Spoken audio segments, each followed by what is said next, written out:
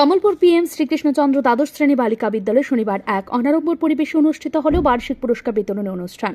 বিদ্যালয়ের অগ্রগতির ধারাবাহিকতায় এই অনুষ্ঠানে সম্মানিত করা হয় বিভিন্ন বিষয়ে কৃতিত্ব অর্জনকারী 105 জন ছাত্রীকে। প্রদীপ প্রজ্বলনের মাধ্যমে অনুষ্ঠানের সূচনা করেন প্রাক্তন মন্ত্রী তথা এলাকার বিধায়ক মনোজকান্তি দেব। মঞ্চে তারও সঙ্গে উপস্থিত ছিলেন কমলপুর নগর পঞ্চায়েতের চেয়ারম্যান প্রশান্ত সিনহা, ভাইস চেয়ারম্যান সুব্রত মজুমদার, বিদ্যালয় পরিচালনা কমিটির চেয়ারম্যান মনোরমা দেব, কমলপুর প্রেস ক্লাবের সম্পাদক সুপ্রিয় দত্ত সহ একাধিক বিশিষ্টজন। সভাপতিত্ব করেন বিদ্যালয়ের প্রধান শিক্ষক সুফল শুক্লবৈদ্য।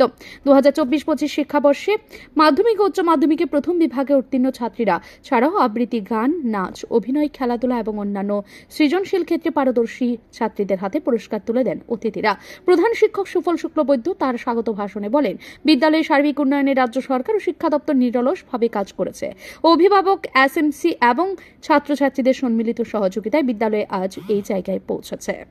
অনুষ্ঠানে উদ্বোধক বিধায়ক মনোজকান্তি দেব বলেন, শুধু পুঁথিগত শিক্ষা নয়, ছাত্রছাত্রীদের মধ্যে গুণগত শিক্ষা, মানবিক মূল্যবোধ এবং সামাজিক দায়বদ্ধতা গড়ে তোলা জরুরি। লেখাপড়া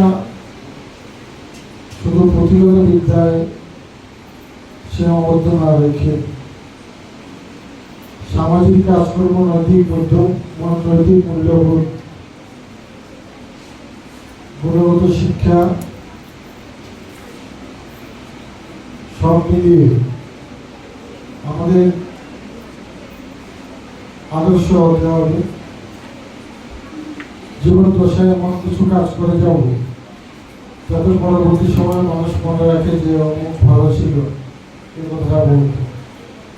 প্রকৃতপক্ষে আমরা ভালো মানুষ হতে চাই, লেখাপড়ার পাশাপাশি স্কুলের শিক্ষক শিক্ষিকার যেমন সম্মান প্রদর্শন করা, তেমনি বাড়িতে গার্জেনদের প্রতি, মা বাবার প্রতি যত্নবান হওয়া, তাদের উপর উপযুক্ত সম্মান প্রদর্শন করা, সেটা প্রত্যেক ছাত্রছাত্রীর কর্তব্য। পাশাপাশি শরীরচর্চা, খেলাধুলা, যোগব্যায়াম প্রত্যেকে অংশগ্রহণ করা। 21শে জুন দিবসটি জানেন আপনারা আন্তর্জাতিক যোগা দিবস হিসেবে পালন করা হয়। উদ্দেশ্য একটাই, নিজেকে ফিট রাখা।